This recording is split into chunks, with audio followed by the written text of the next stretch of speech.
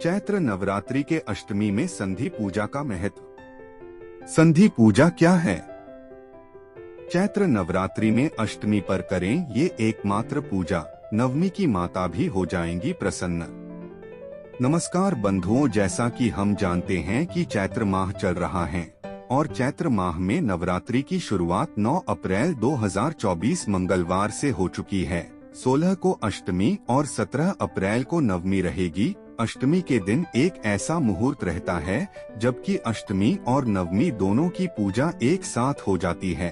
अष्टमी की देवी महागौरी और नवमी की देवी सिद्धिदात्री हैं, दोनों का ही आशीर्वाद मिलता है। आइए जानते हैं संधि पूजा के बारे में, जो कि ऐसी पूजा है जिसको अष्टमी के दिन करने से चैत्र नवमी का पूर्ण फल प्राप्त होता है। संधि पूजा चैत्र नवरात्रि के अष्टमी के दिन ऐसा मुहूर्त होता है जब संधि पूजा होती है। चैत्र नवरात्रि के अष्टमी और नवमी तिथि के संधि समय को संधि काल कहते हैं।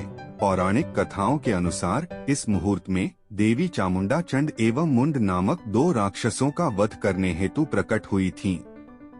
संधि पूजा का शुभ मुहूर्त 16 अप्रैल 2024 दिन मंगलवार को दोपहर 12:59 से लेकर दोपहर 1:47 तक रहेगा।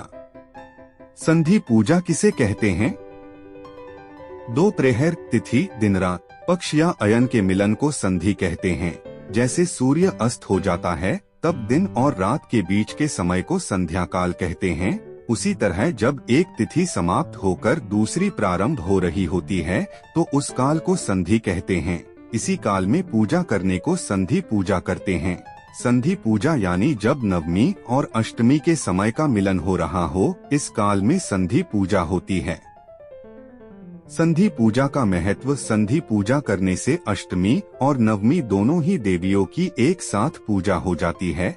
इस पूजा का खास महत्व माना जाता है कि इस काल में देवी दुर्गा ने सुरचंड और मुंड का वध किया था। उसके बाद अगले दिन महिषासुर का वध किया था।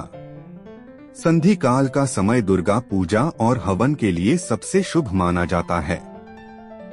संधि काल का समय दुर्गा पूजा और हवन के लिए सबसे शुभ माना जाता है।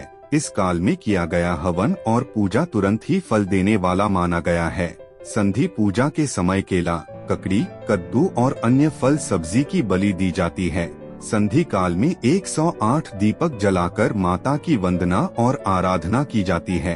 भगवती महागौरी की आराधना सभी मनोवांछित कामना को पूर्ण करने वाली और भक्तों को अभय, रूप व सौंदर्य प्रदान करने वाली है, अर्थात शरीर में उत्पन्न नाना प्रकार के विष व्याधियों का अंत कर जीवन को सुख समृद्धि व आरोग्यता से पूर्ण करती है। वीडियो पसंद आई हो तो वीडियो को लाइक, शेयर और सब्सक्राइब जरूर करें। धन्यवाद। और कमेंट में जय माता दी लिखना न भूले। माता रानी की कृपा आप पर बनी रहेगी। धन्यवाद।